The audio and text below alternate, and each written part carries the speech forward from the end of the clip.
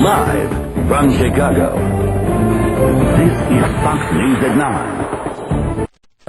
Also coming up, how often do you tell a lie? Can this computer determine when you're not being truthful?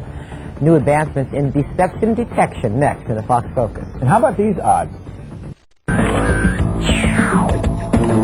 Imagine a world where potential terrorists could be identified at airport checkpoints in just a matter of seconds. Or a world where police could separate the guilty from the innocent simply by asking several questions. It might sound like wishful thinking or science fiction, but as Mark Jackson tells us, the truth is out there.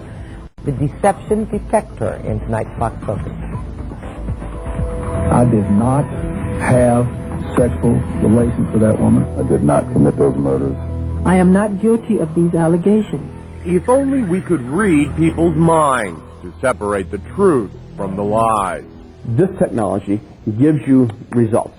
Richard Parton thinks he's found the way, a newfangled form of lie detection that, if used here, might be able to distinguish a calm yet calculated killer from a stressed-out yet law-abiding citizen. 5 questions, 30 seconds, and we can clear you of psychological intent to do harm.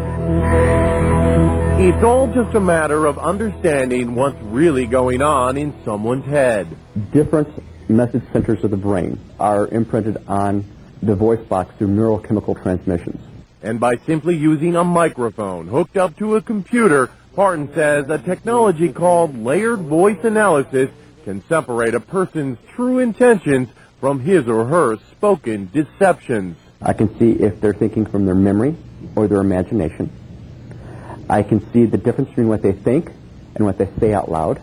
With polygraph and other lie detector technologies, participants are hooked to machines and must provide one-word answers to simple questions as their respiration and heart rate are measured. With layered voice analysis, all you need is just a casual conversation like this. The technology was developed in Israel as a means of identifying potential terrorists at the country's borders. Parton's Chicago-based company bought the exclusive North American rights to the technology 2 years ago. It's now much more exact, he claims, yet I had to see for myself.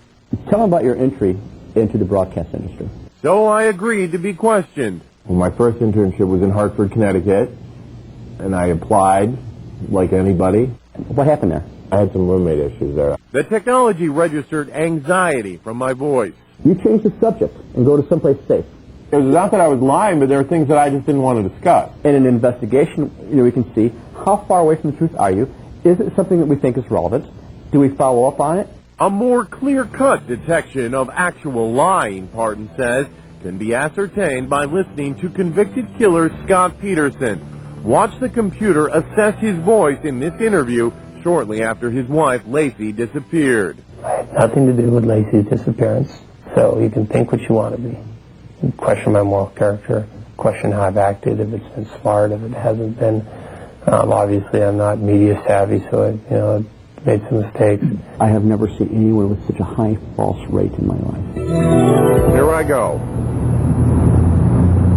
How do I look? The technology can be mobile as well. The person wearing these glasses can see varying levels of agitation as people are questioned outside their comfort zone. Do you have a girlfriend? Fiance, most recently engaged. Fiance? Yeah. Have you ever cheated on her? No, sir. Well, high level of stress on that. Who'd you live with in Villa Park? My wife. Yeah? Did she move into the city with you? No. You're getting personal here, please. Their cognitive activity is probably changing because they're deciding what they want to share and what they don't want to share. Mm-hmm. And that's very important when you got someone coming through the gate. Why so guarded? And there are other uses for the technology. Well, we think it's been helpful in identifying those claims that require further investigation. There have been individuals that have just flat out withdrawn the claim. As a result of this? Yes. It would be interesting to see something that works, published, with a serious study. But this psychology professor says in his 25 years of deception detection research, not a single voice analysis technology has been scientifically proven, including Richard Parton's. I wanted to see how the machine would do, and it didn't do better than chance. Richard Parton, however, is unfazed. He wants to make sure the horror of 9/11 never happens again. The people who boarded those jets, the true weapons were not knives. The true weapons was the psychological intent to do harm. Ours is the only technology that will address that. With the Fox Focus, Mark Saxonmeyer, Fox News. And the Federal Aviation Administration confirms to Fox News Chicago that this technology is currently being assessed, looked at by several government agencies as part of the federal Safe Skies program.